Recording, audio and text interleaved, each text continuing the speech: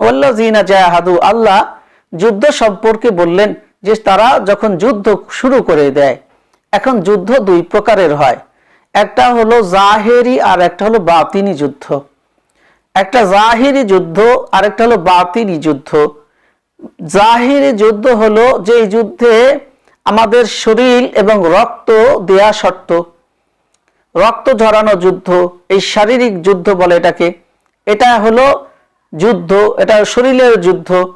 এই শরীরের যুদ্ধ দিয়ে যখন বান্দা রক্ত দিয়ে, সময় দিয়ে, মাল খরচ করে যখন আল্লাহর রাস্তায় যায় যুদ্ধ করে, তো এটাকে বলে শারীরিক যুদ্ধ।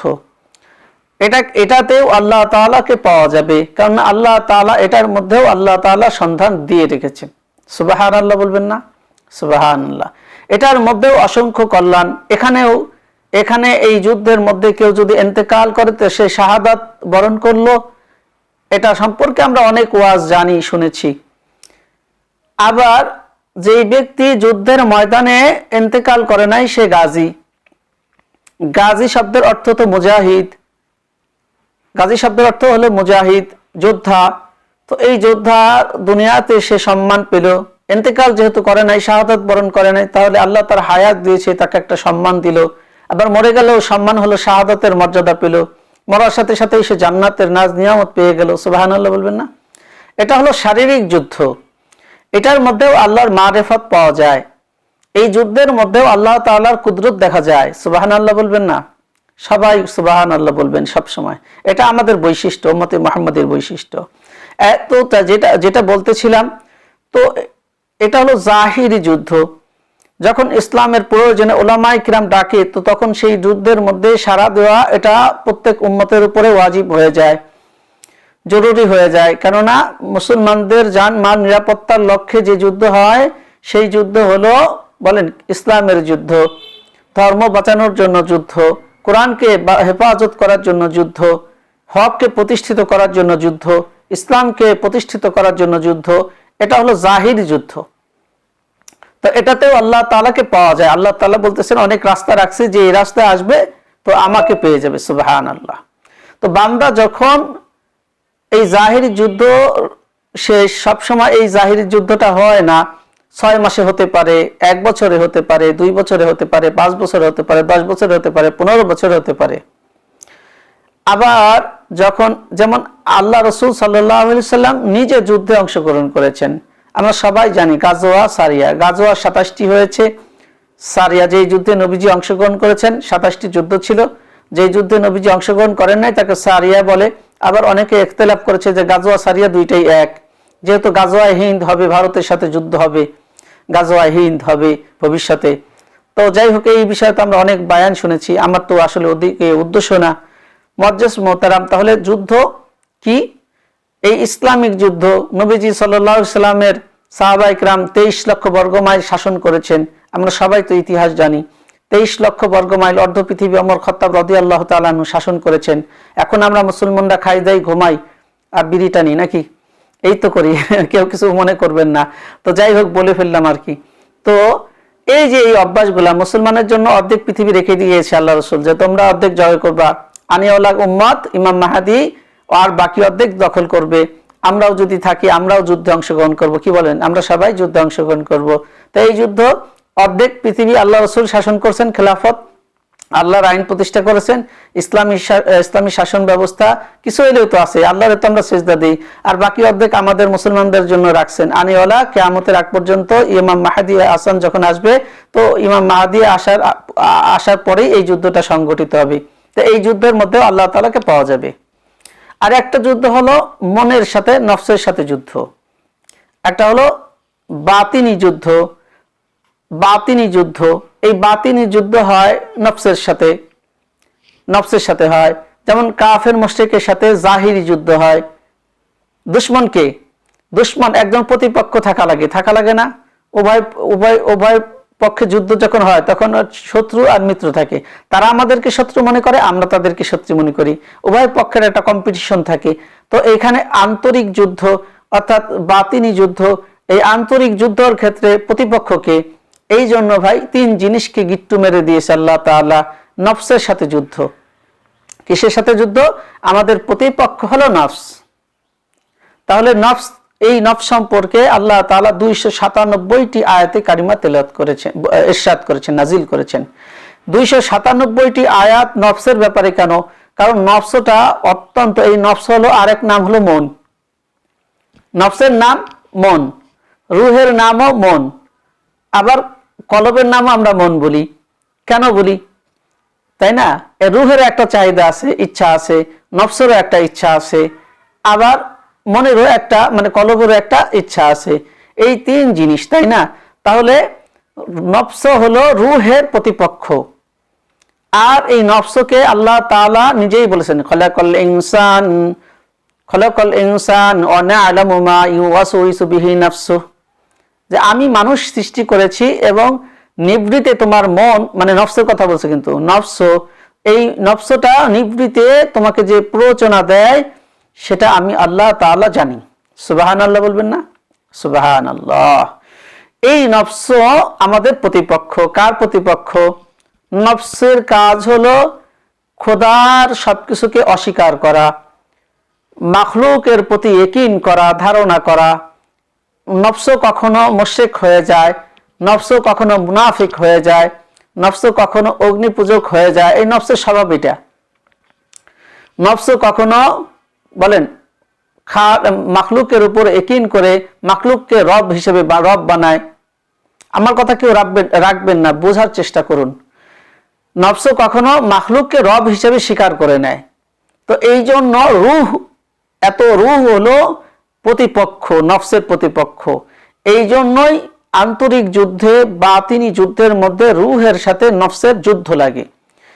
নফসের যুদ্ধ লাগে যে এই নফসের সাথে যুদ্ধ করে নফসটাকে ইমানদার বানানোর চেষ্টা করে, মুমিন বানানোর চেষ্টা করে, বোঝানোর চেষ্টা করে যে তুমি মুনাফিকি করতে পারবে না, তুমি মুশরিকি করতে পারবে না, তুমি মূর্তি পূজা করতে পারবে না, ওটাকে সায় দিবা না, তুমি খ্রিস্ট ধর্ম অবলম্বন করতে পারবা না, ওই ধর্মের প্রতি তুমি আগ্রহ প্রকাশ করতে পারবা না।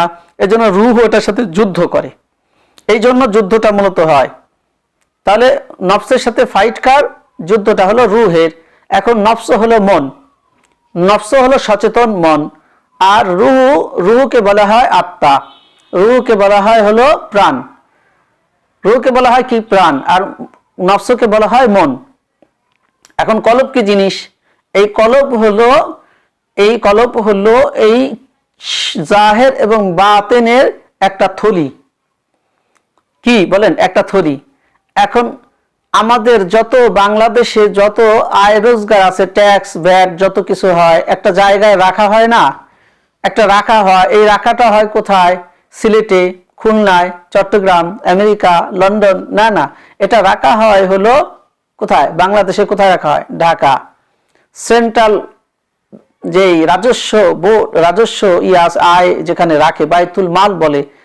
তো এই বাইতুল মাল হলো রাজস্ব খাত। এই রাজস্ব খাতে মানে সরকারি একটা টাকা সরকারি বাংলাদেশ ব্যাংকে জমা করে। এই রাজস্ব আয়টা সব কি একটা জায়গায় কি হয়? জমা হয়। আগেকার রাজা বাদশারা একটা জায়গা বানাতো, সেই জায়গায় স্বর্ণ যা থাকতো সব ওখানেই জমা দিত, ওখানেই রাখতো। তো বাংলাদেশে কোথায় রাখে? ওই রাখার যে জায়গাটা, ওটাকে বলে বাইতুল মাল, মানে সমস্ত রাজস্ব আয়ের খাজানা। তো এই কলব আর রূহের মধ্যে ফাইট হয়। কি হয়? ফাইট হয়, যুদ্ধ হয়। এই রূহ জয়লাভ যখন বোঝাতে নফসকে সক্ষম হয়, কারণ আবার এই রূহটা পার্থক্য আছে। জাহিরি যুদ্ধ এবং বাতিনি যুদ্ধের মধ্যে পার্থক্য হলো, নফসের সাথে যখন রূহের ফাইট হয় আর রূহ যখন নফসকে ফাইট করে, তো রূহের কাজ হলো নফসকে খতম না করা, হত্যা না করা। কারণ রূহ জানে যে আমি আমার নফসকে যদি হত্যা করে ফেলি, অনেক যুদ্ধের মধ্যে আল্লাহ রাসূল সাল্লাল্লাহু আলাইহি সাল্লামকে সাহাবায়ে কেরাম বলেছে, ইয়া রাসূলুল্লাহ, আমাদের নফসটাকে আমরা খাসি বানায় ফেলাই, খাসি পর্যন্ত খাসি বানায় ফেলাই, অনেকদিন যুদ্ধে আসছি, নফসের অনেক চাহিদা আছে। যেমন নফসের কি চাহিদা? যেমন নফসের চাহিদা হলো ঘুম, তারপরে ভোগ বিলাস করা, আনন্দ ফুর্তি করা, তারপরে স্ত্রী ভোগ করা, স্ত্রী মানে নারী ভোগ মানে খায়েশ, যেটা এটা আছে। তো আমরা আমাদের নফসকে খাসি বানায় ফেলাই। আল্লাহ রাসূল নিষেধ করেছেন, খবরদার, না না, এটা তোমরা করতে পারবে না, এটা করা যাবে না, এটা নিষেধ করেছেন নবীজি সাল্লাল্লাহু আলাইহি সাল্লাম। তো এই জন্য তাহলে এই রূহটা জানে যে হাদিস কোরআনের আলোকে নফসকে হত্যা করা যাবে না। কেন যাবে না? তো রূহ এটা জানে যে আমি যদি ওকে হত্যা করে ফেলি তাহলে আমিও শেষ। একটা উদাহরণ দেই। ব্যক্তি মনে করেন দুইটা, জানে যে এই আয়নার মধ্যে এই দুইজনের প্রাণ। একটা আয়না, এই আয়নার মধ্যে দুইজন দাঁড়াইছে, দুইজনকে দেখা যায়। বড় একটা আয়না, এই আয়নায় দুইজন দাঁড়াইছে, এই দাঁড়াইছে তো যে যদি দুইজনই জানে যদি এই আয়নাটাকে আমরা ভেঙে ফেলি তাহলে আমিও খতম, আমাকেও দেখা যাবে না, ওকেও দেখা যাবে না। ঠিক এইটা রূহ জানে যে আমি যদি নফসকে হত্যা করি তাহলে আমরা দুইজনে কি মারা যাব, নফসকে হত্যা করলে রূহ শেষ। আবার এই জন্য রূহকে নফস কখনোই খতম করতে পারবে না। রূহ এত শক্তিশালী, এই রূহটা কিন্তু কখনোই মৃত্যুবরণ করবে না। নফসটা মৃত্যুবরণ করলে রূহ শেষ, কিন্তু রূহ জানে যে আমার কোনো মৃত্যু নাই। কথাটা বুঝছেন? আল্লাহ বলছেন কুল্লু নাফসিন যায়িকাতুল মাউত, প্রত্যেক নফসের মৃত্যুর স্বাদ গ্রহণ করতে হবে। রূহ জানে যে আমাকে যখন বের করা হবে তখন রূহ এমনি মরবে, সুতরাং ওকে আমি মারবো না। ওকে যদি আমি মারি তাহলে এটা হবে জুলুম আর অত্যাচার। এই জন্যই তো রূহ কি করে? নফসকে মারে না, খতম করে না, কিন্তু বোঝায়, থাপড়ায়, কিলায়, ঘুষায়। এই জন্য কি করে? ওরে নফসকে বোঝায় যে তুই আল্লাহর আনুগত্য কর, তুই কেন মুনাফিকি করবি, তুই কেন মুশরিকি করবি, কেন তুই এরকম মাখলুকের পূজা করবি, তুই মাখলুকের পূজা করবি না, তুই খালেকের পূজা করবি। তো এই নফসটা কখনো কি হয়ে যায়? দোকানকে রব বানায়, ব্যবসাকে রব বানায়, চাকরিকে রব বানায়। কখনো আল্লাহ তাআলা সৃষ্টি মাখলুককে, অনেক গাছ আছে, ক্ষেত আছে, এগুলোকে মাখলুককে, এগুলো তো মাখলুক, এই মাখলুককে রব বানায় ফেলায়। তো এই রূহ ও সবসময় খালেক আল্লাহ তাআলার কথাই বলে যে না না, মাখলুক থেকে কিচ্ছু হয় না, সব খালেক থেকেই হয়। তো এই নফসটা এত শক্তিশালী যে ওকে খানা খাওয়াইয়া সচেতন হয়ে গেছে, ও এখন সচেতন হয়ে গেছে, হ্যাঁ, আর রূহটা হয়ে গেছে অচেতন। এই জন্য রূহের শক্তি যাদের বেশি, তাদের নফসের সাথে ফাইট করে তারা কি রূহ জয়লাভ করে। তো এই ফাইট সম্পর্কে একটা ধারণা মোটামুটি আমরা পেয়েছি। তাহলে রূহ অর্থ প্রাণ, আল্লাহর হুকুম। এই রূহ কখনোই মৃত্যুবরণ করবে না, যেহেতু আল্লাহর হুকুম শুধু আল্লাহই নিতে পারবে। তা আল্লাহ কোথাও বলেন নাই যে রূহের মৃত্যু আছে। এই রূহকে আল্লাহ তাআলা বানাইছেন কি? আমা খালাকতুল জিন্না ওয়াল ইনসা ইল্লা ইয়ারিফুন। এই রূহকে আল্লাহ বানাইছে কিসের জন্য? আমা খালাকতুল জিন্না ওয়াল ইনসা ইল্লা ইয়ারিফুন। আমি আল্লাহ তাআলা মানুষকে এবং জিনকে আমার পরিচয় অর্জনের জন্য আমি বানাইছি। এই রূহ আল্লাহকে দেখবে, আর আল্লাহর যত হাজার হাজার সিফত আছে ওই সিফত গুলার প্রশংসা রব্বে কারীমের করবে। আল্লাহ তাআলাও এটাই পছন্দ করেন। আর এই জন্যই রব্বে কারীম আমাদের প্রত্যেক মুসলমানের উপরে নামাজ ফরজ করে দিয়েছেন। আর সব ওই নামাজে দাঁড়াইয়া আমরা বলি আলহামদুলিল্লাহি রাব্বিল আলামিন। সমস্ত প্রশংসা আল্লাহ তাআলার জন্যই, বিশ্ব প্রতিপালক রবের জন্যই সব কি প্রশংসা।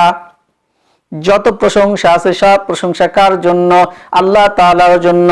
আর আল্লাহর প্রশংসা আদায় করতে গেলে, আল্লাহর সিফত জানার দরকার আছে কি নাই বলেন? আল্লাহর প্রশংসা যদি আমরা আদায় করতে যাই তাহলে আল্লাহর যত সিফত আছে এগুলো জানার দরকার আছে না?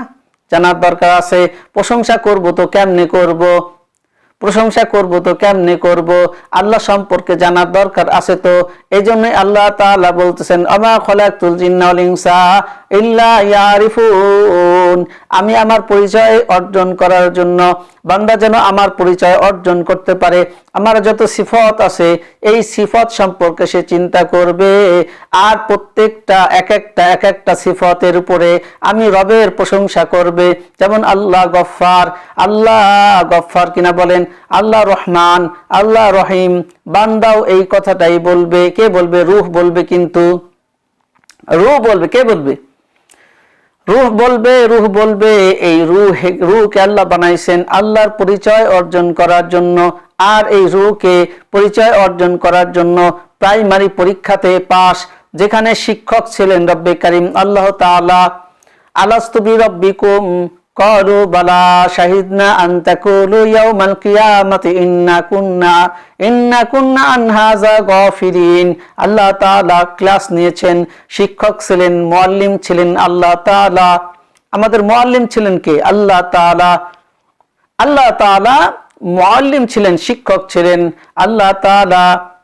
কুদরতি হাতটা আদম আলাইহিস সালামের কাছে বুলায় দিলেন, আর আদম আলাইহিস সালামের পৃষ্ঠদেশ থেকে ঝুর করে লক্ষ লক্ষ কোটি কোটি কোটি কোটি মানুষ বের হয়েছিল, হাজার হাজার কোটি বের হয়েছিল। ওই রূহগুলা বের হয়েছিল। আল্লাহ তাআলা পিপিলিকার মতো ছোট ছোট অনেক আলো বের হয়েছিল, যাদের দুই কপালের মাঝখানে আলো ঝলকাইতেছিল। আল্লাহ তাআলা আদমকে বললেন, আদম তোমার পিঠ থেকে কি বের হয়?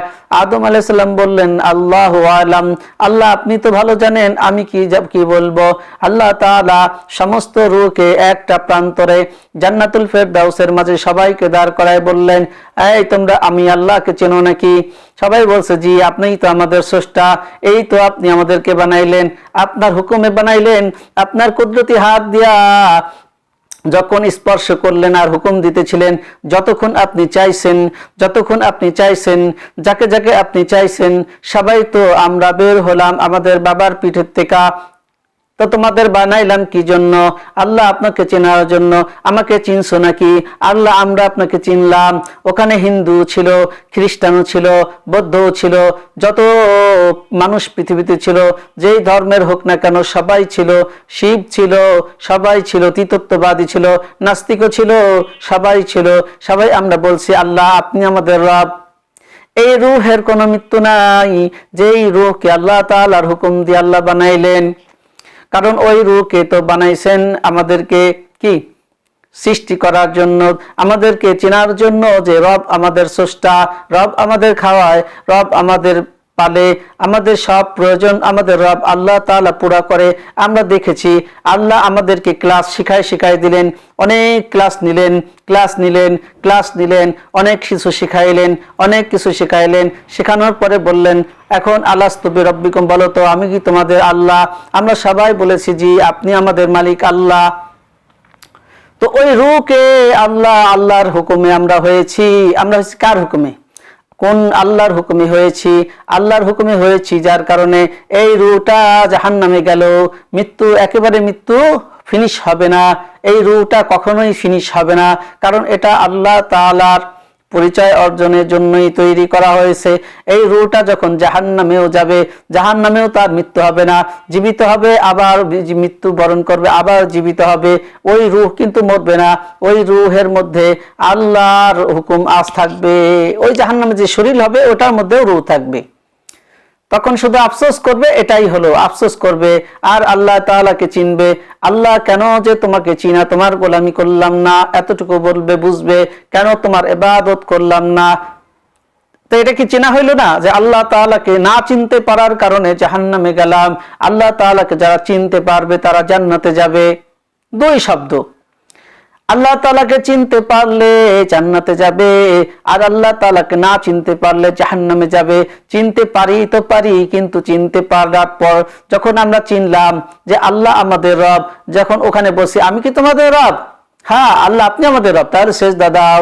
আমরা সবাই আল্লাহ তাআলাকে একটা সিজদা দিয়েছি না, প্র্যাকটিস করাইছি যে জমিনে যাইয়াও সিজদা দিবা, আমি আল্লাহকে সিজদা দিবা, আমি আল্লাহ ব্যতীত অন্য কাউকে সিজদা দিতে পারবা না। তোমাদের এই কপালটা, ওখানেও কিন্তু কপাল ছিল, ওই মানুষটার মধ্যেও কিন্তু কপাল ছিল।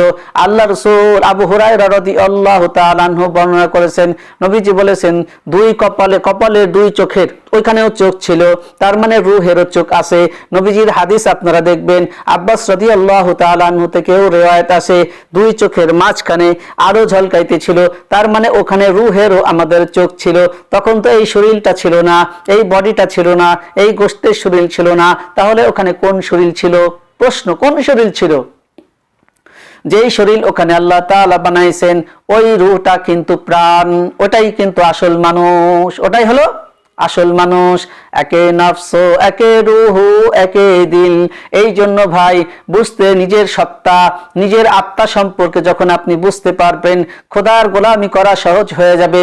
কোরআন আসছে, ওই যে আত্মাটা যেই আত্মাটা আল্লাহ তাআলা বানাইছেন, ওই যে রূহের জগৎ, জান্নাতুল ফেরদাউসের মাঝে, আমরা জান্নাত থেকে আসছি, আবার ঘুরে ফিরে ওই জান্নাতেই যাইতে হবে। আদম আলাইহিস সালামকে যেখানে আল্লাহ তাআলা সৃষ্টি করেছিলেন জান্নাতের মধ্যে, ওই জান্নাতেই আমাদের ফিরে যেতে হবে, যেখানে সমস্ত মানুষকে আল্লাহ তাআলা এক করেছিলেন। ওই রূহের কিন্তু চোখ ছিল, ওই রূহের কিন্তু জবান ছিল। আমাদের যদি জবান না থাকতো, তাহলে আমরা কেমনে বললাম বালা, অবশ্যই আপনি আমাদের রব। আল্লাহ এক কথাই বলে দিলেন, অনেক কথাই বলেছি, আল্লাহ আপনি আমাদের রব, আপনি আমাদের মালিক। আল্লাহ সিফত শিখাইছেন, ট্রেনিং দিয়েছেন, ওই ট্রেনিংটা দুনিয়াতে অর্জন করার জন্যই আল্লাহ তাআলা আমাদেরকে কি পাঠাইছেন, ওই ট্রেনিং। এই জন্য প্রত্যেক মানুষের মধ্যে এহসান আছে। এই আত্মা সম্পর্কে যখন মানুষ খোঁজ করবে, একজন মানুষ যদি ঈমান না আনে, কিন্তু আত্মা সম্পর্কে যদি খুঁজতে থাকে যে কোথায় ছিলাম, শুধু এতটুকু, কোথায় ছিলাম, এই জগৎ নিয়ে চিন্তা করতে করতে যখন দেখবে হা আল্লাহকে তো সিজদা দিয়েছি, তখন কিন্তু সে যেই ধর্মের হোক না কেন, সাথে সাথে দেরি করবে না, তার এক মুহূর্ত দেরি হবে না, সে সাথে সাথে মুমিন ইসলাম গ্রহণ করবে এক মুহূর্তে। কারণ ওখানে সিজদা দিয়েছি, যদি এখানে আল্লাহকে সিজদা না দেই, তাহলে আল্লাহকে বাদ দিয়ে যদি মূর্তিকে সিজদা দেই, গাছকে সিজদা দেই, মাছকে সিজদা দেই, ঈসা আলাইহিস সালামকে সিজদা দেই, তাহলে যত মাখলুক আছে আল্লাহ বাদে সবাইকে যদি সিজদা দেই, তাহলে আমি ঈমানহীন হয়ে যাব। আল্লাহর পরিচয় তাইলে আমি ঠিক মতো অর্জন করতে পারলাম না। যেই ট্রেনিং আমাকে দেয়া হয়েছিল, যেই দায়িত্ব আমাকে দেয়া হয়েছিল, সেই দায়িত্ব থেকে আমি কি করলাম? সেই দায়িত্বের সাথে কি করলাম? নাফরমানি করলাম। সেই দায়িত্ব অবহেলা করে আমি আল্লাহকে চিনতে পারলাম না। এই জন্য আমি দুনিয়ার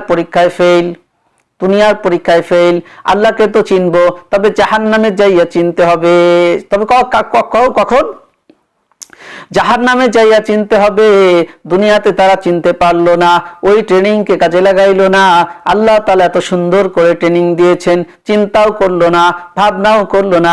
ফেরেশতারা চিন্তাও করতে পারে না, ভাবনাও করতে পারে না, এই যোগ্যতা ফেরেশতাদেরকে নাই। কিন্তু মানুষ আল্লাহর খলিফা, মানুষ আল্লাহর প্রতিনিধি। আল্লাহও যেমন অনেক চিন্তা করতে পারে, মানুষও অনেক চিন্তা করতে পারে, তবে চিন্তার একটা লিমিট আল্লাহ তাআলা দিয়ে দিয়েছেন। আল্লাহ বলছেন, বান্দা বেশি চিন্তা করবা না, তবে চিন্তা করবা, আস্তে আস্তে চিন্তা করবা। চিন্তা করার লিমিট দিয়ে দিয়েছেন, বলে আমি আল্লাহর উপরে তাওয়াক্কুল করে চিন্তা করবা, তাহলে তুমি কখনোই স্টক করবা না, তোমার হাই প্রেসার হবে না, তোমার ডায়াবেটিক হবে না।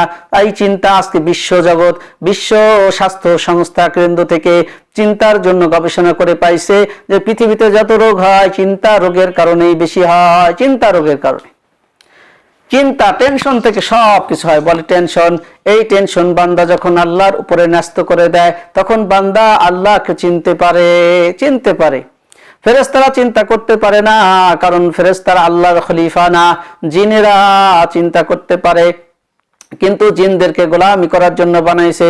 জিনরাও চিন্তা করতে পারে, মানুষকেও আল্লাহ তাআলা চিন্তা করার শক্তি দিয়েছে। কেন?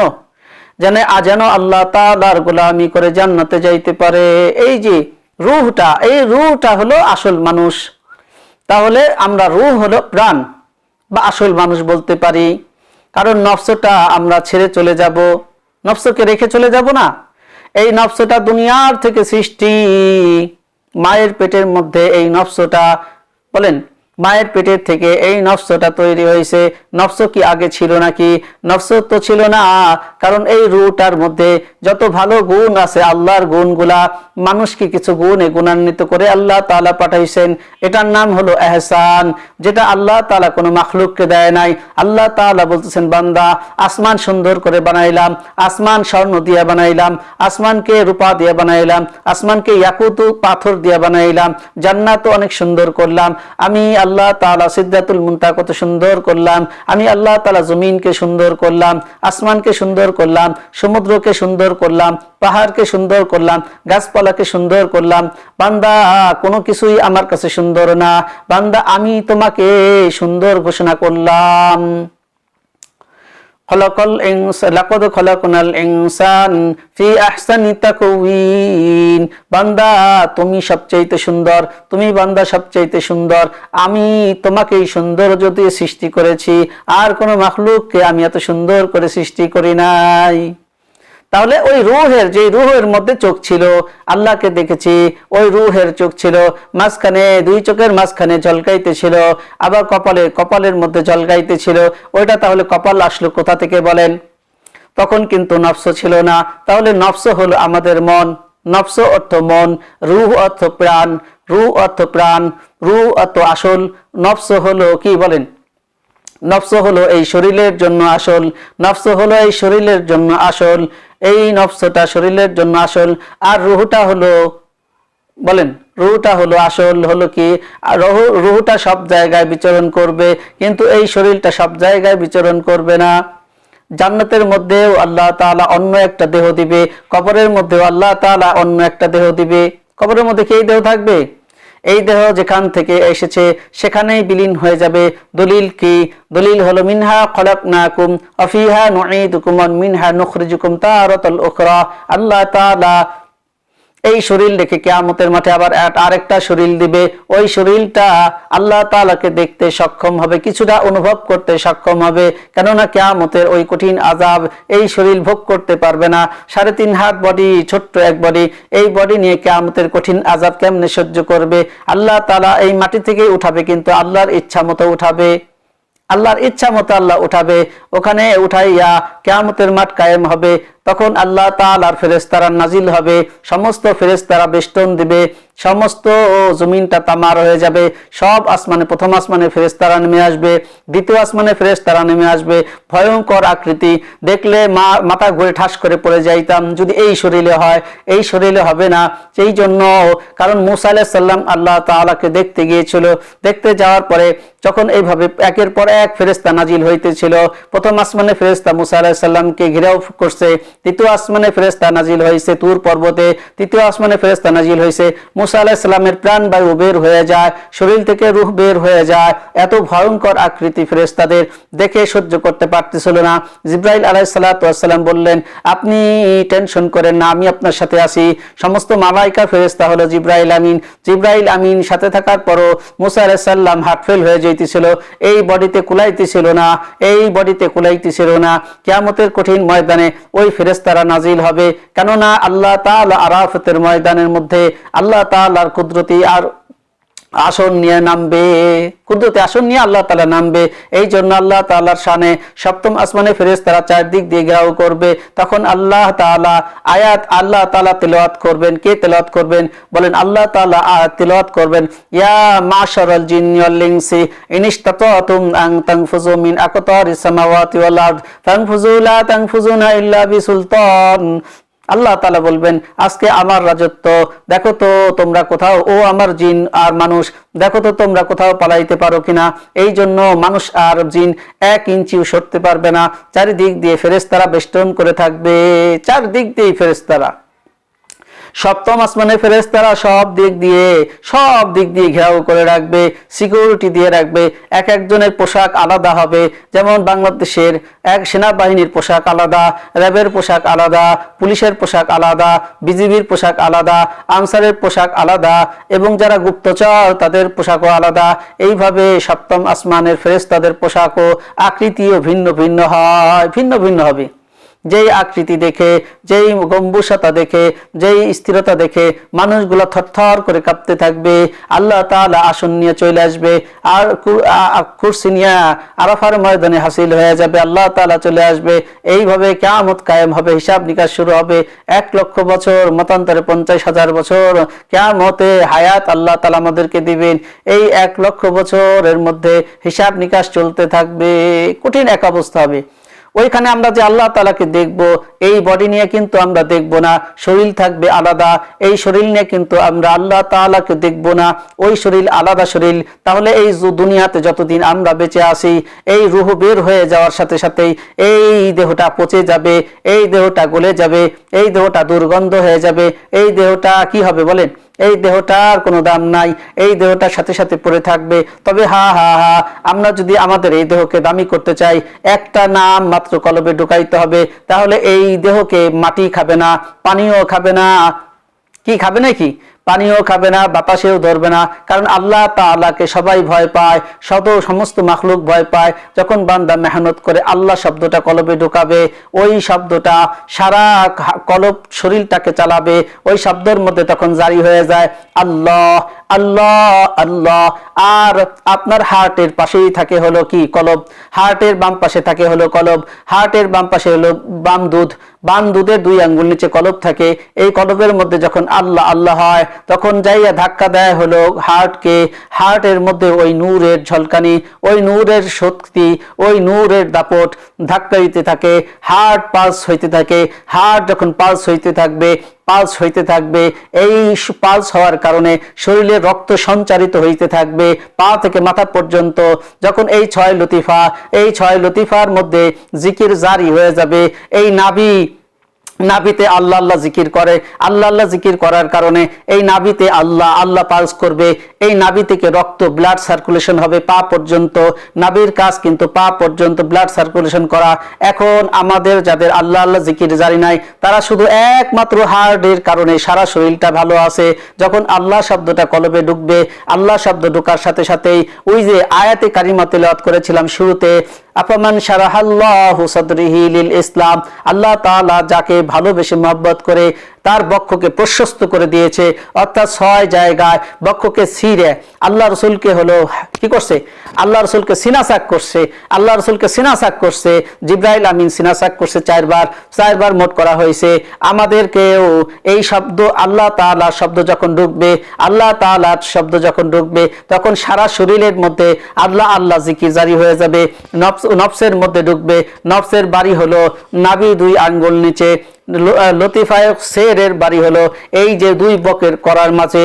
এইটা হলো 2 সাইডকে ঠিক রাখবে। যখন কলবের, যখন লতিফায় রূহ ডান দুধের 2 আঙ্গুল নিচে, এই রূহ কলব যখন, এই রূহ যখন আল্লাহ আল্লাহ করণীয়লা হবে, আল্লাহর নূর এখানে থাকবে। তখন যখন সেরের মধ্যে ঢুকবে, এই সের আকফা খফি, এখানে খফি থাকে, মাথার তালুতে আকফা থাকে। দেখবেন নবজাতক শিশু যখন জন্মগ্রহণ করে, মাথার তালুতে খেয়াল করে দেখবেন একটা জিনিস আছে, পাস, এরকম পাস হয়েছে থাকে। একটা মাঝখানে, বাচ্চার মাঝখানে দেখবেন নরম মাংস। নবজাতক শিশু এখানে নড়তেছে। কেন নড়ে ভাই, কেন নড়ে? এই নড়াটা পরে আস্তে আস্তে দূর হয়ে যায়, এই জন্য নড়তে থাকে, যাতে ব্রেন সার্কুলেশনটা হইতে থাকে, বিদ্যুৎ প্রবাহিত হইতে থাকে, বিদ্যুৎ প্রবাহিত হইতে থাকে। রুহটা বের হওয়ার সাথে সাথেই এই সার্কুলেশনটা অফ হয়ে যায়, বন্ধ হয়ে যায়। যখন বান্দা মুজাহাদা করে, আল্লাহকে পাইতে চায়, একটা নাম কলবে ঢুকাইতে চায়, আল্লাহকে দেখতে চায়, তখন এই লতিফাগুলা আবার অন হয়ে যায়। যখন এই রুহটা বের হয়ে যায়, এই মানুষটা বের হয়ে যায়, তখন এই যে এই লতিফার মধ্যে যেই নবজাতক শিশু আসছিল, এই লতিফাটা একাই পাস করতে থাকে। এখন এইটার দায়িত্ব হলো মাথাকে ঠিক রাখা। মাথাকে ঠিক রাখলো, ওই যে আল্লাহ আল্লাহ বলে নড়তেছে, আল্লাহ জারি হয়ে গেছে, আল্লাহ আল্লাহ জারি হয়ে গেছে। এই জারি হওয়ার কারণে পুরো ব্রেইনটা তার ঠিক থাকবে। এটা হলো আমার রিসার্চ, আপনাদের ইখতিলাফ থাকতে পারে। আমি নিজে এটা বুঝেছি, গবেষণা করেছি, এবার দেখেছি যে বাস্তবতা এটাই। এটা সায়েন্স, এটা যৌক্তিক একটা ইয়া আছে। এই লতিফা থেকে আমাকে আল্লাহ ঢেলে দিছে সোজা কথা। আমি জানি না, আল্লাহ আমাকে বুঝাই দিছে। এখানে এখানের মধ্যে লতিফা আছে, লতিফা আছে। এই লতিফা যখন আল্লাহ আল্লাহ নাম জারি করে মানুষ রূহটা বের হয়ে যায়, বের হয়ে যাওয়ার পরে তখন ওলিরা কেন মরে না, ওলিরা কেন মরে না কেননা ওলিদের এইখানটা লতিফা আল্লাহ আল্লাহ করতে থাকে, আল্লাহ আল্লাহ জারি করছে, এটার কারণে সার্কুলেশন হইতে থাকে, সার্কুলেশন হইতে থাকে। কি বলেন? ব্লাড সার্কুলেশন হইতে থাকে। ব্লাডের মধ্যে ওই যে প্রত্যেক সেকেন্ডে 10,000 মাইল স্পিডে রক্ত সঞ্চালন হইতে থাকে। আবার এই কপালের মধ্যে একটা, ওইটাও নড়তেছে, এটাও নড়তে থাকে। ওই যেই বান্দা আল্লাহর ওলি হয়েছে সে দেখে খফির মধ্যেও নড়তেছে, সে অনুভব করে, তার এইখানটাও নড়তেছে, সে অনুভব করে, তার ডান পাশে নড়তেছে, সে অনুভব করে, বাম পাশে আল্লাহ আল্লাহ করতেছে, সে অনুভব করে।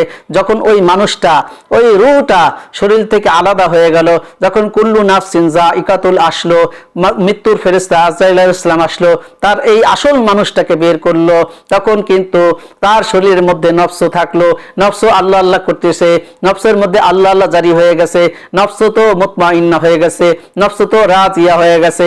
আল্লাহ বলছে তুই যেহেতু নফসটা আমার উপরে রাজি আর খুশি হয়ে গেছিস, আমি রব কথা দিলাম, আমিও তোর উপরে খুশি হয়ে গেলাম। ওই নফসটা তখন আল্লাহ আল্লাহ জিকির করতে থাকে। এই সব জায়গায়, 6 জায়গায় বডিকে ঠিক রাখার জন্য, বডিকে ঠিক রাখার জন্য, রক্ত সঞ্চালনের জন্য আল্লাহ আল্লাহ জিকির জারি হয়ে গেছে। ওই জিকির, যেই জিকির হার্টকে সঞ্চালিত রাখবে, কোনোদিনও হার্ট ড্যামেজ হবে না। মানুষটা বের হয়ে গেছে, প্রাণটা বের হয়ে গেছে, কিন্তু ওই যে জাকিরিন বান্দা আল্লাহ জিকির জারি করে গেছে, ওই যে রক্ত সঞ্চালনটা সারা শরীরে হইতেছে, ওই রক্ত কিন্তু আর জমাট লাগে না। কারণ এই অস্তিত্ব, আল্লাহ শব্দটা যদি সে না ঢোকাইতো, আল্লাহ শব্দটা যদি না ঢোকাইতো, তাহলে এই বডিটা দামি হইতো না। যেহেতু এই বডিটাকে দামি হয়ে গেছে, আল্লাহ শব্দ ঢুকছে, তাইলে আল্লাহ শব্দ ঢোকার কারণে বডির মধ্যে রক্ত সঞ্চালন হইতেছে, রক্ত সঞ্চালন হইতেছে, মানুষটা বের হয়ে গেছে। এমনি যারা ঢোকায় নাই তারা যখন, তাদের শরীরের অবস্থা আর এক ভিন্ন। যখন মানুষটা বের হয়ে যায়, আল্লাহ শব্দ ঢোকায় না, পালস করে না, স্টপ হয়ে যায়, রক্ত ধাক্কা পায় না, রক্ত ধাক্কা পায় না, যার কারণে ওই রক্তটা জমাট লেগে ঠান্ডা হয়ে যায়। কিন্তু ওই ব্যক্তি, যে ব্যক্তি আল্লাহ নাম ঢুকাইছে, তার রক্তটা পালস করতেছে, সব জায়গায় পালস করে, নাভির নিচে পালস করে, শিরার মধ্যে পালস করে, সব জায়গায় আল্লাহ আল্লাহ, শুধু পাল্লা এরকম হার্ট যেরকম বিট দেয়, হার্ট বিট তো বুঝেন কেমনে দেয়, টপ টপ করে, সব জায়গায় আল্লাহ নামটাও আল্লাহ আল্লাহ করতেছে, সব জায়গায় করতেছে। এইভাবে যখন আসল রূহটা ফেরেশতা আসিয়া, আজরাইল আলাইহিস সালাম আসিয়া যখন বের করে ফেলায়, রূহটাকে বের করে ফেলে, মানুষটাকে, আসল মানুষটাকে বের করে ফেলে, বডিটা ঠাস করে পড়ে যায়, বডিকে কিন্তু তখন আর আসল মানুষটা থাকে না। তখন আসল মানুষটা দেখে, আহারে আমি এর মধ্যে ছিলাম, কিন্তু ওই যে আমি যেখানে ছিলাম সেখানে তো আল্লাহ আল্লাহ শব্দ, সে কিন্তু বুঝতেছে যে আমার তো এটা ছিল। তখন দেখে যে না না, আমার এই দেহটাও দামি। তখন সে খুশি হয়, আল্লাহ আমি তোমার মারিফাত অর্জন করেছি, আল্লাহ আমি তোমাকে চিনেছি, আল্লাহ আমি তোমাকে বুঝেছি। এই দেহটাকে সে বুঝতে পারে। আল্লাহ ঘোষণা করে দেয় এই বান্দার দেহটা দামি। এই বান্দার দেহটা কি দামি? একটা তাজা মানুষকে আপনি মাটির মধ্যে, একটা তাজা মানুষকে মাটির মধ্যে শোয়ায় রাখেন তো, দেখেন তো ওই মাটি কি আপনাকে ধরে কিনা। 1 মাস শুয়ে থাকেন মাটির মধ্যে, কিচ্ছু হবে না, সামান্য ক্ষতি হবে, কিন্তু আপনার শরীরের কোনো ক্ষতি হবে না, কেননা এখানে প্রাণ আছে। কি আছে? প্রাণ আছে। আসল মানুষ বের হয়ে গেছে, কিন্তু ওই যে রূহগুলা, ওই যে আত্মা, আল্লাহর শব্দটা, এর যেই 6 আত্মা আছে, এই 6 আত্মা, মানুষ রূহটা বের হয়ে গেছে, প্রাণটা বের হয়ে গেছে, মানুষটা বের হয়ে গেছে, আসল মানুষটা বের হয়ে গেছে, রূহটা বের হয়ে গেছে, কিন্তু বডিতে নফসটাও আছে, খফিটাও আছে। কি আছে না? এগুলো আছে না? এগুলো যেখানে ছিল সেখানে তো নূর পয়দা করছে, এই নূর পয়দা করছে। এই জন্যই আল্লাহ বলছে, আল্লাহ তাআলা যাকে পছন্দ করেছেন তার জন্য বক্ষকে প্রশস্ত করে দিয়েছেন, এমন প্রশস্ত করছেন যে ওই ব্যক্তির দেহটা দামি হয়ে যায়। সুবহানাল্লাহ। এখন ওই বডিটারে মাটিও ধরে না, পানিও ধরে না। দলিল ফেরাউনের লাশ দেখেন। এখন প্রশ্ন হলো, ফেরাউনের লাশ তো খায় নাই। আরে খায় নাই এই জন্য যে ওটাকে আল্লাহ তাআলা দেখানোর জন্য আল্লাহ দেখাইলো, আমি একটা কাফেরের লাশকে যদি, আমি একটি ফেরাউনের লাশকে যদি এত দীর্ঘদিন পর্যন্ত, হাজার বছর পর্যন্ত পানিতে থাকার পরেও ওকে খায় নাই, মাছে ধরে নাই, পানিতে ধরে নাই, তাহলে আমি রব্বে কারীম ইচ্ছা করলে যেই ব্যক্তি ইমানদার মুমিন, তাকে ইচ্ছা করলে 3.5 হাত মাটির নিচেও বাঁচায় রাখতে পারি, তার বডিকে বাঁচায় রাখতে পারি, কারণ তার বডির মধ্যে আল্লাহ শব্দ ঢুকছে। এই জন্য ভাই নিজেকে চিনতে হবে, সব কিছু বাদ দেন, সব কিছু চলবে রিজিক বন্টনকৃত। নবীজি বলছেন ইন্না নাফসান লান তামুতা হাত্তা তাস্তাকমিলা রিজকাহা। এই জন্য আল্লাহর ওলিরা, আল্লাহর পয়গম্বররা, আল্লাহর নবীরা, আল্লাহর রাসূলেরা পৃথিবীতে আসছেন, কেউ দুনিয়ার পিছনে দৌড়ায় নাই, কারণ ওই নবী জানতেন, ওই রাসূল জানতেন যে পৃথিবীতে রিজিক বন্টনকৃত, এই রিজিক আমার কাছে আসবেই আসবে। আল্লাহ রাসূল আরো পরিষ্কার করলেন ইন্না রিজকা লা ইয়াতলুবুল আবদা কামা ইয়াতলুবুহু আজালা। মৃত্যু যেইভাবে মানুষকে খুঁজে বেড়ায়, সেইভাবে সমস্ত পৃথিবীর রিজিক তার পিছনে দৌড়ায়, রিজিক দৌড়ায়, খাবার দৌড়ায়, হায়াত দৌড়ায়, সুস্থতা সবকিছু দৌড়ায়। কারণ আল্লাহ রাসূল তো বলেই দিলেন ইন্না নাফসান লান তামুতা হাত্তা তাস্তাকমিলা রিজকাহা। একটা খাবার বাকি, এক ঠোক লুকমা খাবার বাকি থাকা পর্যন্ত কোনো মানুষের মৃত্যু হবে না। এবং যার বরাদ্দ আছে, সমস্ত রিজিকের বরাদ্দ 50,000 বছর আসার আগেই সব কিছু লিপিবদ্ধ করা আছে। সমস্ত আমি আসার আগেই, আমরা আসার আগেই সমস্ত রিজিক আল্লাহ তাআলা পৃথিবীতে তৈরি করে রেখেছেন সব কিছু। কে কত মন দুধ খাবে, কে কত মন চাল খাবে, কে কত মন গম খাবে, কত টন খাবে, সব কিছু বরাদ্দকৃত। কার কত টাকা হবে, কার কত পয়সা হবে, সব কিছু বরাদ্দকৃত। সব কিছু, একটা টাকাও, 1 কোটি টাকাও আপনি বেশি পাবেন না, 10 পয়সাও আপনি বেশি পাবেন না, কোনো দিনও পাবেন না। আল্লাহ তাআলা আপনার জন্য যেটা বরাদ্দ আছে ওইটাই পাবেন। এটা হাদিসের কথা, কোরআনের কথা, রিজিক বন্টনকৃত। আমরা যে মনে করি আমি মেহনত করি, হ্যাঁ আল্লাহ বলছে মেহনত করে খুঁজে নাও, ওইটাই পাবা যেটা আমি চাইছি, যেটা আমি চাইছি ওইটাই পাবা, ওইটা ছাড়া একটু বেশি পাবা না। তবে হ্যাঁ বান্দা, আমি যদি ইচ্ছা করি, যদি তুমি আমার চেম্বারে ধরা দাও, আমি যখন চেম্বার খুলি, আমি আল্লাহ যখন চেম্বার খুলি রাত্রে 12টার পরে, আমার চেম্বারে যখন তুমি ধরা দিবা, আমি ইচ্ছা করলে বিগয়ের হিসাব দিতে পারি। এটা আমার ইচ্ছা, কারণ আমি আল্লাহ এক, আল্লাহুস সামাদ। আমার কোনো কাজ কারো কাছে আমি মুখাপেক্ষী না, কেউ আমার কাছে কৈফিয়ত চাইতে পারবে না। আল্লাহুস সামাদ, আমি যা ইচ্ছা তাই করি, আমি বেনিয়াজ, আমি অমুখাপেক্ষী, সব মাখলুক আমার মুখাপেক্ষী। ইয়াসআলু, আল্লাহ তাআলা বলতেছেন কুল্লু মান আলাইহা ফান ওয়া ইয়াবকা ওয়াজহু রাব্বিকা যুল জালালি ওয়াল ইকরাম ইয়াসআলুহু মান ফিস সামাওয়াতি ওয়াল আরদ। সমস্ত আসমান জমিনের সবকিছু আল্লাহ তাআলার মুহতাজ, আল্লাহ তাআলার মুহতাজ। আর এই জন্য আল্লাহ বলেন আমি আল্লাহ তাআলা সব সময় ব্যস্ত থাকি, কোনো না কোনো কাজ নিয়ে ব্যস্ত থাকি। আমি কোনো সময় অবসর থাকি না, বিশ্রামে থাকি না, আমি কোনো সময় বিশ্রামে থাকি না, সব সময় ব্যস্ত থাকি। আমার চেম্বার খোলা হয় 12:30টার পরে, রাত্রি 12:30টার পরে আমার চেম্বার খোলা হয়। যদি তোমার বেশি রিজিক প্রয়োজন হয়, সুস্থতা প্রয়োজন হয়, দুনিয়ার কত কিছু প্রয়োজন হয় যা তোমার জন্য বন্টনকৃত করা আছে, যদি অতিরিক্ত তোমার কিছু প্রয়োজন হয়, আমি রবের চেম্বারে এসে ধরা দিবা, সিরিয়াল লেখাবা, আমি আল্লাহ কথা দিলাম তোমাকে ওই সিরিয়াল অনুযায়ী তোমাকে আমি অতিরিক্ত কিছু দিয়ে দিব। সুবহানাল্লাহ। এই জন্যই তাহাজ্জুদ নামাজ। কি জন্য? অতিরিক্ত কিছুর জন্য তাহাজ্জুদ নামাজ। আল্লাহ তাআলা বলতেছেন বন্টনকৃত যা কিছু আছে সব তো দিব, তবে আমি আল্লাহর চেম্বারে যখন আসবা, তুমি যদি সুস্থতা থাকো, আমার সুস্থতার জন্য আমার কাছে দরখাস্ত করবা, 2 রাকাত নামাজ পড়বা বা 4 রাকাত নামাজ পড়ে আমার কাছে সিরিয়াল লেখাইয়া চাইবা, চাইলে আমি আল্লাহ তাআলা তোমাকে দিয়ে দিব। আমি আল্লাহ দিয়ে দিব। আমি আল্লাহ কোথায় থাকি? অরাউল অরাতে থাকি না, অরাউল অরাতে থাকি না, আল্লাহ তো অরাউল অরাতে থাকে। অরাউল অরা অরাউল অরা অরাউল অরা অরাউল অরাতে থাকে। সেখান থেকে নেমে আসে, কোথায় নেমে আসে? সেখান থেকে আলমে দায়রায়ে আসমাউল হোসনায় আসে, দায়রায়ে আসমাউল হোসনা থেকে আবার আরো কাছে আসে। আল্লাহ তাআলা দায়রায়ে আসমাউল হোসনা থেকে দায়রায়ে সিফতে আসে, আল্লাহ তাআলা আরো কাছে আসে দায়রায়ে সিফত থেকে, দায়রায়ে জিলালে আসে, দায়রায়ে জিলাল থেকে আরো কাছে আসে।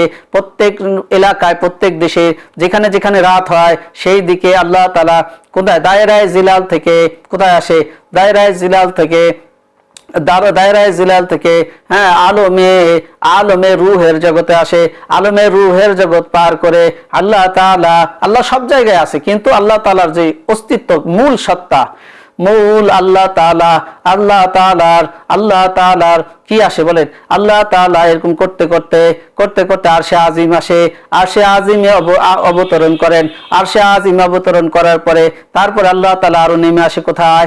নেমে আসে সিদরাতুল মুনতাহা। কেউ জানে না, এটা গোপন গোপন, কেউ ফেরেশতারাও বুঝে না, কেউ জানে না আল্লাহ তাআলা আসে, আল্লাহ তাআলা আসে কেউ দেখে না। আল্লাহ তাআলা পলায় পলায় চুপে চুপে আসে।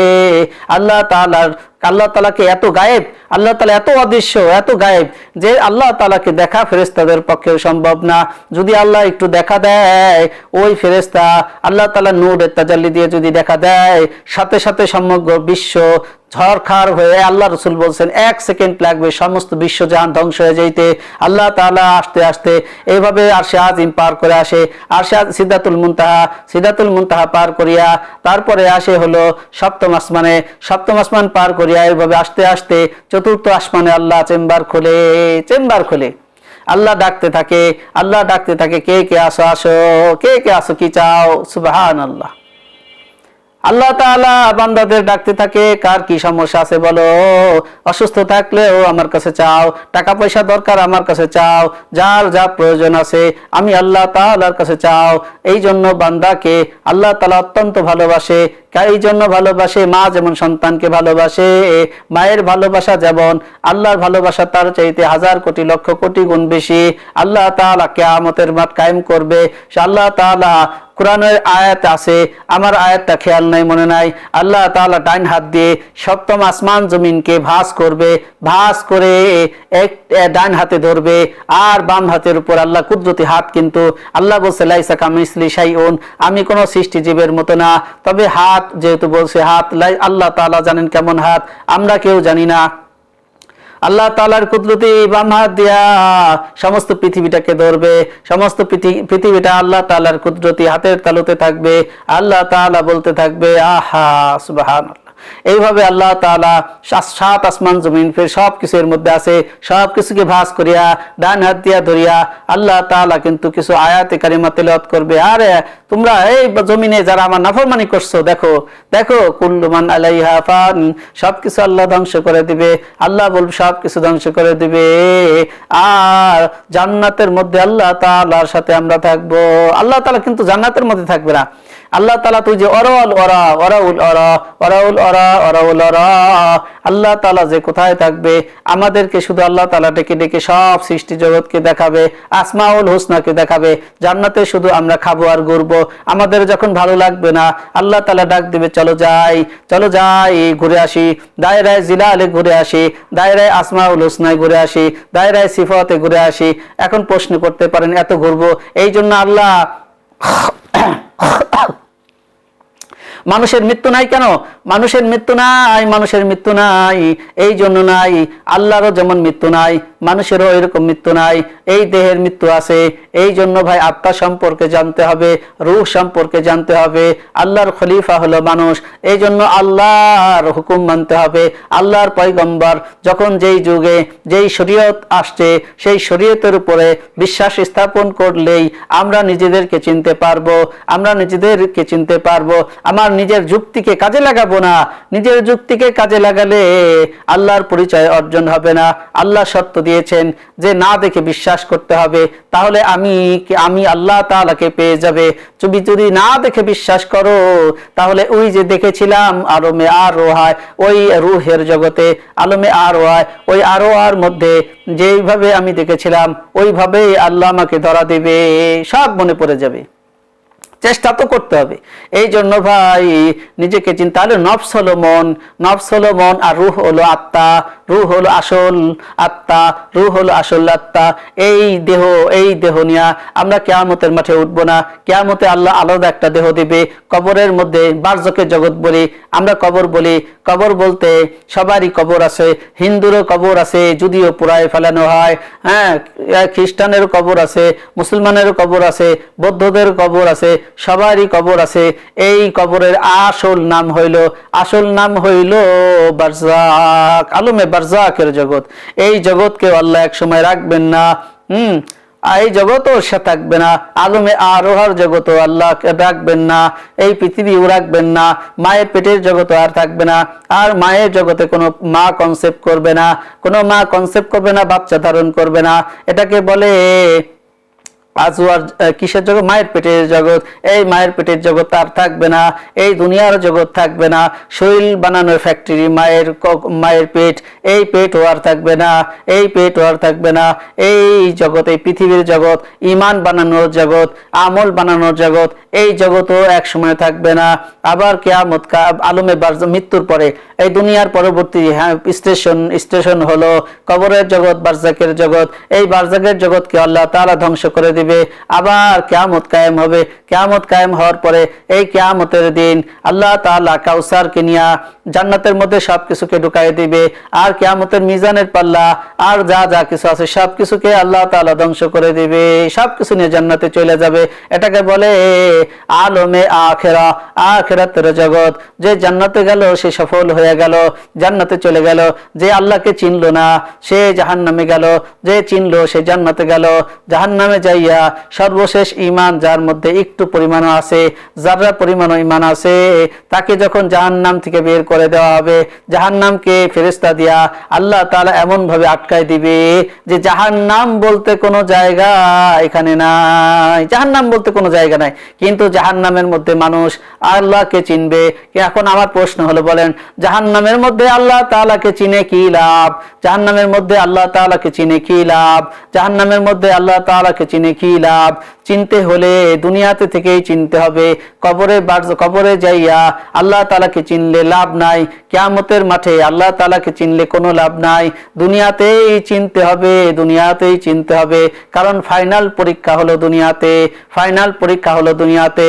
প্রাইমারি পরীক্ষা দিছি আলমে আরওয়াহ, প্রাইমারি পরীক্ষা দিয়েছি, দুইটা এক্সাম, একটা হলো আলমে আরোহা আর এই দুনিয়ার জগতে হলো আয়সা আরেকটা ফাইনাল পরীক্ষা।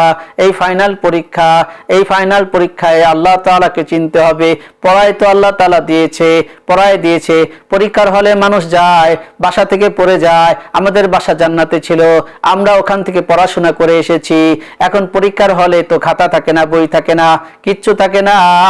এই জন্য আল্লাহ তাআলা বলেন শিক্ষক থাকে, মুআল্লিম থাকে, শিক্ষকরা গার্ড দিতে থাকে। নবী রাসূলুল্লাহ উম্মতকে গার্ড দিছে, বর্তমান যুগের উলামায়ে কিরাম উম্মতকে গার্ড দেয়। বলেন এই উম্মতের মধ্যে যারা উলামায়ে কিরাম আছে এরা উম্মতকে গার্ড দেয় আর বলতে থাকে ভালো মতো পরীক্ষাটা দাও, তোমরা নিজেদেরকে চেনো, হালাল হারাম মানো, আল্লাহর তরিকায় আল্লাহর হুকুম অনুযায়ী চলো, আল্লাহর নিষেধ অনুযায়ী ওইটা কইরো না, আল্লাহর রাসূলের তরিকা অনুযায়ী চলো। তাই এই পরীক্ষাটা ভালো মতো লেখো। কিন্তু লেখা পড়ায় আমরা এত খারাপ, এত খারাপ। আমরা যে আলাস্তু বিরব্বিকুম থেকে আমরা যে শিখে পড়াশোনা করে এসেছি, প্রাইমারি পরীক্ষা দিয়ে এসেছি, তা আমরা ওই কথাটা ভুলে গেছি। এই জন্য ভাই নিজেদেরকে চিনতে হবে, নিজেদেরকে বুঝতে হবে। ফাইনাল পরীক্ষা বোঝানোর জন্য আমাদেরকে আল্লাহ তাআলা ওখানে নিজে ক্লাস নিয়েছেন, আল্লাহ তাআলা নিজে স্বয়ং ক্লাস নিয়েছেন। আমরা আল্লাহ তাআলাকে দেখেছি, বুঝেছি, পরীক্ষা দিয়েছি। আল্লাহ তাআলা ওখান থেকে পাঠাই দিছে, পড়াশোনা করায় পাঠাই দিছে, যা যা যা বাড়িতে আসবি, ভালো রেজাল্ট করে আসবি, কিন্তু আমি আল্লাহ কিন্তু তোর জন্য বসে আছি। তুই সুন্দর করে জমিনে যাইয়া পরীক্ষা দিয়া আমি আল্লাহর সাথে জান্নাতে দেখা করবি। পারবি না? আমরা সবাই বলছি বালা বালা বালা, অবশ্যই পারবো, অবশ্যই পারবো। এখন দুনিয়াতে এসে পরীক্ষা খারাপ হয়ে যায়। নবী রাসূল আল্লাহ পাঠাইছে, প্রত্যেক যুগেই নবী পাঠাইছে। নবীরা উম্মতের মুআল্লিম ছিলেন, শিক্ষক ছিলেন, নবীরা শিক্ষক ছিলেন। নবীজি সাল্লাল্লাহু আলাইহি সাল্লাম অত্যন্ত দামি মানুষ ছিলেন।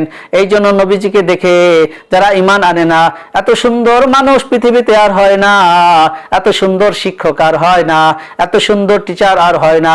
এত সুন্দর টিচারকে দেখে যারা ইসলামকে মানে না, আল্লাহ তাআলাকে চেনে না, নবীজিকে দেখলে আল্লাহ তাআলাকে দেখার মতোই কেমন যেন মজা লাগে, ভালো লাগে।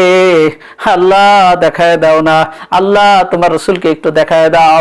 আল্লাহ রাসূলকে কত কাফের মুশরিক দেখলো, আমাদেরকেও দেখায় দাও। আমার যারা ভক্ত আছে, আমার ভালোবাসার মানুষ আছে, আল্লাহ তাদেরকেও তুমি দেখায় দাও। আল্লাহ এখন যারা আমাকে আমার কথা শুনতেছে, আল্লাহ সবাইকে তুমি তোমার রাসূলকে দেখায় দাও।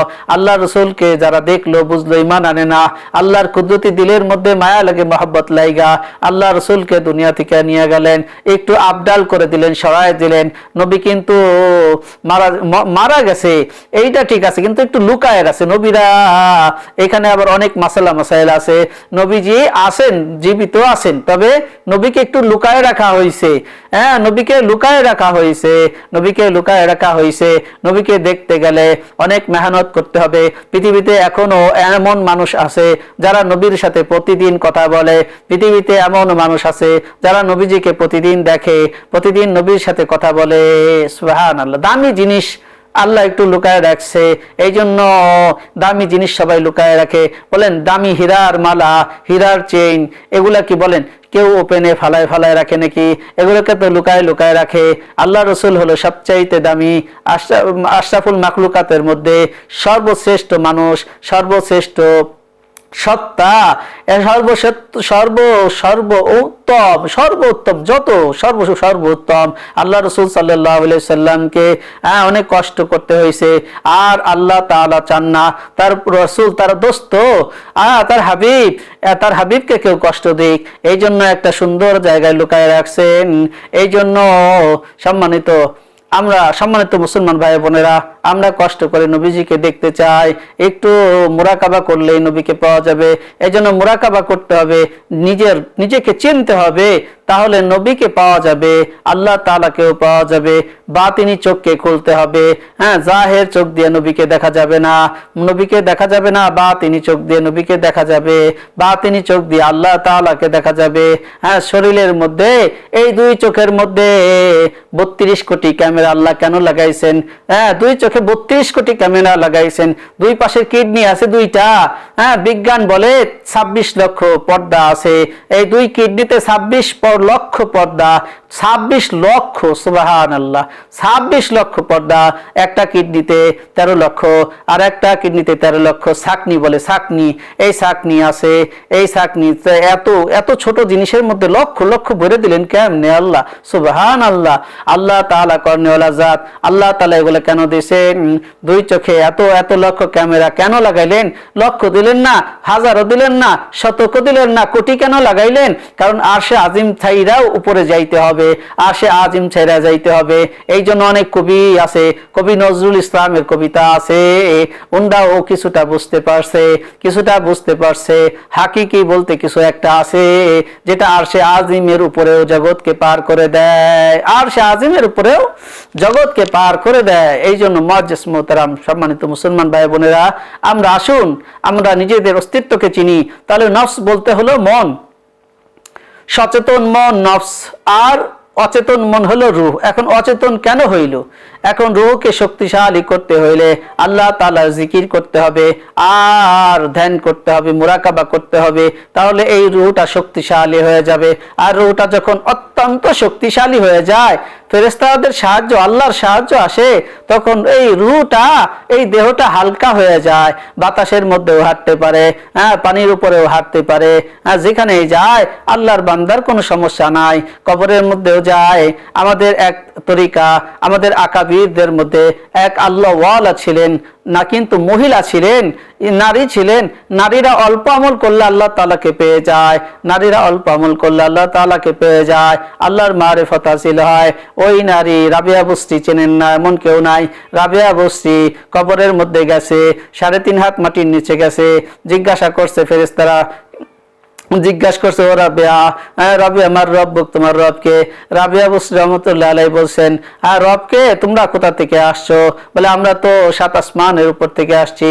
বলে তোমরা তো মালাইকা উপর থেকে আসছো, আর তোমরা কি বলো তোমাদের রবকে? বলে আমাদের রব তো আল্লাহ। আল্লাহ তো আল্লাহ তোমাদের রব, তোমরা ভুলছো নাকি আল্লাহ রে? না না ভুলি নাই। বলে আমি কোথা থেকে আইছি? বলে তুমি জমিন থেকে আইছো। কতটুকু দূরে আসছো? আমি কতটুকু দূরে আসছি? 3.5-4 হাত মাটির নিচে আসো। আমি রাবিয়া বসছি 3.5 হাত মাটির নিচে আসে আমাদের রবকে ভুলে গেলাম? তোমরা হাজার হাজার লক্ষ মাইল দূর থেকে আসিয়া আল্লাহকে ভুলে যাও নাই।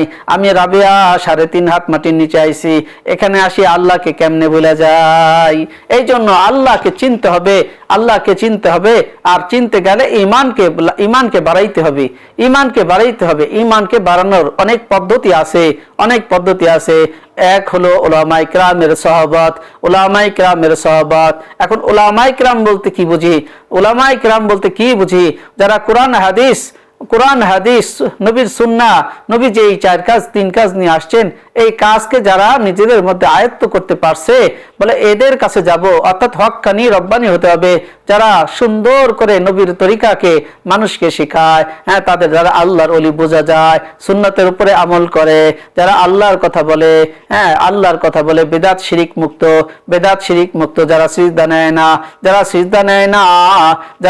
নেয় না, সুন্নতের উপরে চলে, ঢিলা কুলুক ব্যবহার করে, সুন্নত অনুযায়ী চলে, এরা হলো আল্লাহর ওলি। এদের কাছে সহবতে যাবেন। আল্লাহ বলছেন, কে বলছেন? আল্লাহ বলছেন কুনু মা সাদিকিন, সহবতের কথা বলছেন। সহবত ইখতিয়ার কইরা সাহাবায়ে কেরাম সাহাবী হইছে, সাহাবায়ে কেরামের সহবত ইখতিয়ার করা তাবিঈন হইছে,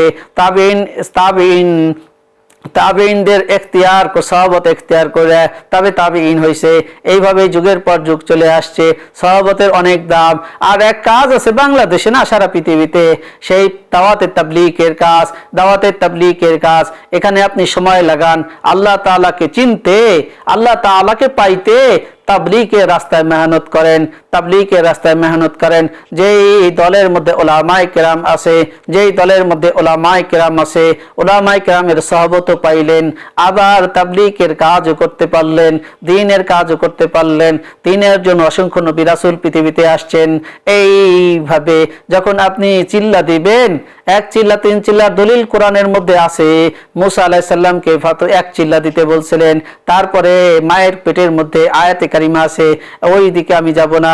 এইভাবে চিল্লা দিবেন, 3 চিল্লা দিবেন, দেখবেন আল্লাহ তাআলাকে কতটা পাওয়া যায়, কত ভালোবাসা হয়ে গেছে আল্লাহর সাথে। এইভাবে চিল্লা দিবেন। 2 তরিকা। আরেক তরিকা হলো আল্লাহর হুকুম নবীর তরিকার অনুযায়ী চলবেন। আরো এক হুকুম হলো আল্লাহর হুকুম নবীর তরিকা অনুযায়ী চলবেন। কোরআন হাদিসকে আঁকড়ায় ধরবেন, উলামায়ে কেরামের সাথে পরামর্শ করিয়া চলবেন। আপনি যদি না পারেন এই 2টা কাজ, তাহলে কি করবেন? তাহলে এক ধরনের আল্লাহর ওলি আছে, ঢাকার মধ্যে আছে ডাক্তার মুশতাক আহমেদ। আপনারা ইউটিউবে সার্চ দিলে ডাক্তার মুশতাক আহমেদকে পেয়ে যাবেন। আবার আমাদের শায়েখ হযরত হরিনা ফুলিয়ার পীর সাহেব হুজুর, বরিশাল চরমোনাই পীর সাহেব হুজুর আছে। এইভাবে মামুনুল হক চিনেন তো আপনারা, এনাদের শরণাপন্ন হবেন, ওনাদের সাথে উঠা বসা করবেন, ভালোবাসা বিনিময় করবেন। দেখবেন সাহাবায়ে কেরাম, আল্লাহ রাসূল বলে গেছেন পৃথিবীতে 3 ভাবে আল্লাহ রাসূল 3 কাজ একা করছেন। সেই কাজ বর্তমান জামানায় বিদ্যমান আছে। আমি ওই দিকে যাব না, সংক্ষিপ্ত কথা বলে শেষ করে দেব। মুআজ্জাজ মোহতারাম, সম্মানিত মুসলমান ভাই বোনেরা, আপনারা কষ্ট করে এই 3 কাজের সাথে থাকবেন। হ্যাঁ, উলামায়ে কেরামের মহব্বত করবেন। আপনি যদি চাকরি ব্যস্ত থাকেন, কম পক্ষে তাদের সাথে দেখা সাক্ষাৎ করে মাসলা মাসাইল জিজ্ঞেস করে চলবেন, কোরআন অনুযায়ী চলবেন, হাদিস অনুযায়ী চলবেন, সুন্নাহ অনুযায়ী চলবেন। লা মাযহাবিদের পাল্লায় পড়লে খবর আছে, কিন্তু সাবধান, লা মাযহাবিদের পাল্লায় পড়বেন না। আল্লাহর ওলিদের কাছে সহবত ইখতিয়ার করবেন। ঢাকার মধ্যে মুশতাক আহমেদ, আর বরিশালে হরিনা ফুলিয়া পীর সাহেব হুজুর আছে। এইভাবে হক্কানি রব্বানি উলামায়ে কেরাম। চট্টগ্রামে, সিলেটে যদি থাকেন, তাহলে সুলতান আহমেদ নানুপুরি রহমতুল্লাহ আলাইহির নাতনি আনাস সুলতানি সাহেব আছেন, ওনার কাছে যাইবেন। হ্যাঁ, এরকম হাটহাজারি মাদ্রাসা আছে, হাটহাজারি মাদ্রাসায় যাইবেন। হ্যাঁ, আহমদ শফিকে চেনে না এমন কেউ নাই, ওনার অনেক মুরিদ আছে, খলিফা আছে, ওনাদের সাথে সহবত ইখতিয়ার করবেন। অবশ্যই আমি গ্যারান্টি দিলাম, আপনি দামি মানুষ হয়ে ইন্তেকাল করবেন, দামি মানুষ হইয়া। এই জন্য ওই যে রূহ বের হয়ে যাবে, এই রূহকে আপনি অবশ্যই আপনি আল্লাহর পরিচয় অর্জন করে বের হন, এটা আমি চাই, আর কিচ্ছু না। যাই হোক মুআজ্জাজ মোহতারাম, আমি অনেক কথা বলে ফেলেছি। মাওলা কারিমের কাছে আমি গুনাহ মাফি চাই। এজন্য বাংলাদেশে যত বড় বড় উলামায়ে হক্কানি রব্বানি আছে, যে তাদের সাথে সহবত ইখতিয়ার করবেন, তাদের সাথে মহব্বত করবেন। কারণ তাদেরকে মহব্বত করলে নবীকেই মহব্বত করা হলো। অনেক হাদিস আছে, কয়টা বলবো। তো এই জন্য উলামায়ে কেরাম হলো হ্যাঁ, আওলাদে রসুল। আওলাদে রসুল বলে কেন? যে রসুল যেই সম্পত্তি রেখে গেছেন সেই সম্পত্তি হলো এলেম। রসুল ত্যায্য সম্পত্তি বলতে কিচ্ছু রেখে যান নাই, শুধু এলেম রেখে গেছেন, হাদিস এবং সুন্নাহ রেখে গেছেন। নবীর উপরে ওহী আসছে, ওহিয়ে মাতলু, ওহিয়ে গায়রে মাতলু, এই দুই জিনিস যখন আসছে তো এই জিনিসকে ওলামায়ে কেরাম যে যেমন পারছে, যে যেই রকম পারছে সেই রকম অর্জন করে নিছে, আর ওইটাই উম্মতের মধ্যে বিতরণ করতেছে। আপনারা যদি ওলামায়ে কেরামের কাছে না যান, কে যাবে বলেন? আপনারা যদি না যান, জান্নাতের রাস্তা খোলা আছে। শুধু তারা তো আপনাদের কাছে টাকা চায় না, কিন্তু পৃথিবীতে যারা চায়ের দুশ্মন আমাদের আছে, এই চায়ের দুশ্মন আলারা কি করে? চায়ের দুশ্মন ওয়ালারা উলামায়ে কিরাম থেকে পৃথক করতে চায়, কারণ উলামায়ে কিরাম থেকে পৃথক করলে কোরআন থেকে এমনিতেই পৃথক হয়ে যাবে। এই জন্য উলামায়ে কিরামের অপবাদ আর বলেন অনেক কিছু, যে উলামায়ে কিরাম এরকম কি এরা লোভী ইত্যাদি ইত্যাদি পাগল উল্টা পাল্টা বলে। হ্যাঁ, কিন্তু নবী রাসূলদেরকেও এই অপবাদ দেওয়া হয়েছে, নির্যাতনও করা হয়েছে। বর্তমান সারা পৃথিবীতে উলামায়ে কিরাম নির্যাতিত কেন? এই জন্য যে তাদের এটা শান, তাদের উপরে আসবে, আঘাত আসবে, কিন্তু উলামায়ে কিরাম কি করবে? উলামায়ে কিরাম এটাকে মহব্বত করে ভালোবাসা দিয়ে আঁকড়ায় ধরবে। আপনারা তাদের কাছে যাইবেন, আমিও যাই। এই জন্য আজকে আমি জুবায়ের আপনাদের সামনে উপস্থিত হয়ে কথা বলার তৌফিক আল্লাহ তাআলা দিছে। এই জন্য ভাই, সাহাবাতের অনেক দাব। আল্লাহ তাআলা আমাদের সকলকে কবুল করেন, ভালো রাখেন, সুখে রাখেন। সবাই ভালো থাকবেন, দোয়া করবেন আমার জন্য। আর দোয়া আজকে মোনাজাত করব না, দোয়া করতেছি। আস্তাগফিরুল্লাহ রাব্বি মিন কুল্লি যামবি ওয়া আতুবু ইলাইহি, লা হাওলা ওয়া লা কুওয়াতা ইল্লা বিল্লাহিল আলিয়্যিল আযীম। আল্লাহুম্মা সাল্লি আলা সাইয়্যিদিনা নাবিয়িনা শাফিনা মাওলানা মুহাম্মদ সাল্লাল্লাহু আলাইহি ওয়া আলা আলিহি ওয়া সাহবিহি ওয়া বারাকা সাল্লাম। আল্লাহ, আমি হাত তুলে দোয়া করব না। সুবহানাল্লাহি বিহামদি, সুবহানাকাল্লাহুম্মা বিহামদিকা, আশহাদু আল্লা ইলাহা ইল্লা আনতা, আস্তাগফিরুকা ওয়া আতুবু ইলাইক। আল্লাহ, আমরা যারা কথা শুনলাম, বললাম, আল্লাহ আমাদের সকলকে তুমি তোমার ভালোবাসার জন্য কবুল করে নাও। আপনারা সবাই আমিন বললেন। আল্লাহ, আমরা যারা কথা শুনলাম, আল্লাহ সময় দিলাম তোমাকে পাওয়ার জন্য, আল্লাহ আমাদের কলবকে তোমার আল্লাহ নামের জিকিরের বাগান বানায় দাও। আল্লাহ আমাদেরকে তোমার পাগল বানায় দাও। আল্লাহ জান্নাতের মধ্যে যেন যাইতে পারি সেই তৌফিক দাও। আল্লাহ যেই সোয়াব হয়েছে এই সোয়াবটুকুকে তোমার হাবিব সাল্লাল্লাহু আলাইহি সাল্লামের কাছে পৌঁছায় দিও। আপনারা সবাই আমিন বলেন। আল্লাহ, আমরা যত ইবাদত করছি, যতটুকু কথা বলছি কোরআন হাদিসের আলোকে, ভুল ত্রুটি মাফ করে দিয়ে আল্লাহ এর সোয়াবকে আমরা যারা শুনেছি, এদের কত আত্মীয় স্বজন আছে, আমাদের কত আত্মীয় স্বজন আছে, আল্লাহ সবাই আরো মোবারক আদে পৌঁছায় দাও। আল্লাহ কারো বাবা নাই, মা নাই, দাদা নাই, দাদি নাই, আল্লাহ তাদের আরো মোবারকে পৌঁছায় দাও। আল্লাহ পৌঁছায় দাও। যারা জীবিত আছে মুরব্বীরা, আল্লাহ হায়াতে সুস্থতার জীবন দিয়ে দাও। আল্লাহ অনেকের মুরব্বীরা বাঁচা আছে হায়াতে, তাদেরকে তুমি আল্লাহ সুস্থতা, রিজিক সহকারে, সুস্থতা সহকারে হায়াতের মধ্যে বরকত দান করো। আল্লাহ যত বালা মুসিবত আছে সব বালা মুসিবত থেকে আমাদেরকে রক্ষা করো, নাজাত দান করো। আল্লাহ যত আখিরাতের মঞ্জিলে যত বাধা আছে, সব বাধা, যত ঘাটিতে কষ্ট আছে, সব কষ্ট তুমি দূর করে দিয়ে পার করে দিও। আল্লাহ আমাদেরকে জান্নাত দাও, যে জান্নাতে তুমি মাওলাকে 24 ঘন্টা দেখা যায়, 24 ঘন্টা দেখা যায়, সব সময় দেখা যায়, হর হামেশা দেখা যায়। আল্লাহ দুনিয়াতে যে বডিটা দিয়েছো, যে শরীরটা দিয়েছো, এই শরীরটাকে আল্লাহ তুমি জাহান্নামের খড়ি বানায়ো না, জাহান্নামের খড়ি বানায়ো না। এই শরীরটাকে তুমি আল্লাহ নামের নূর দিয়া এই শরীরটাকে দামি বানায় দাও। আল্লাহ যখন আমরা এই শরীর থেকে বের হয়ে যাব মাওলা, তখন যেন আমাদের এই শরীরটা আল্লাহ অত্যন্ত দামি হয়ে যায়, মাটিতেও যেন খায় না, আল্লাহ পানিতেও যেন খায় না। আল্লাহ জানি না কিভাবে মৃত্যু আছে, আল্লাহ কেউ জানে না, তুমি জানো। আল্লাহ যেইভাবে মৃত্যু থাক, কোনো কিছুতেই যেন আমাদের ক্ষতি করতে না পারে। আল্লাহ এই দেহ থেকে যখন বের হয়ে যাব, আল্লাহ তোমার গোলাম হয়ে বের হইতে চাই। এই দেহ থেকে যখন পৃথক হয়ে যাব, আল্লাহ তোমার মারিফত হাসিল করে যেতে চাই। আল্লাহ এই তৌফিক দাও। আজরাইল আলাইহিস সালাম যখন আসবে, আল্লাহ তোমার নামের জিকির করতে করতে যেন আসে, আল্লাহ সুন্দর আকৃতি ধরে যেন আসে, আল্লাহ সুন্দরভাবে যেন আসে। আল্লাহ তুমি সেই তৌফিক দিয়ে দাও। আল্লাহ আমাদের সকলকে দ্বীনের জন্য, ইসলামের জন্য, কোরআনের জন্য, তোমার রাসূলের মহব্বতের জন্য, ভালোবাসার বান্দা তোমার হওয়ার জন্য তৌফিক দান করো।